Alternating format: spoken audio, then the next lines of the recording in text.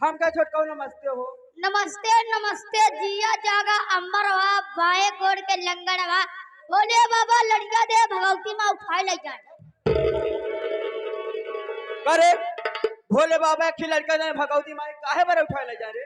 अरे पगली ते मैं बात में समझे ना है। का है बोले बाबा लड़का तीन भगवती माँ उठाए ले गई है से पाल के बड़ा का ये पिल्ला तो ये फेंक दी है। फेंक दे ही खमका दे ही रे।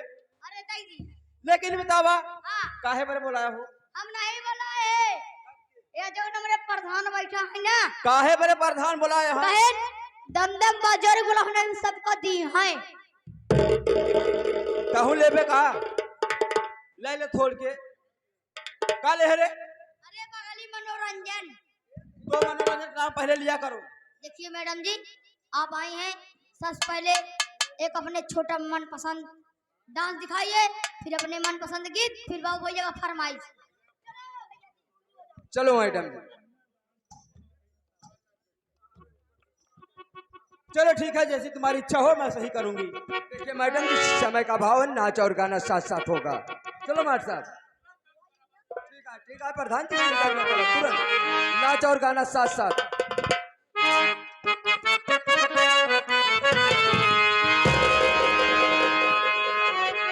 ए प्रधान करे जा कहाँ यहाँ हो प्रधान करे जा हो वो मानी के समरिया की बन गईला तो चुपी के से का कैला तो नसे नसीबे तू गईला समान डाल दिला परे सानी में गजबू के ओ गजबू के लोगे धरा धरा हेरा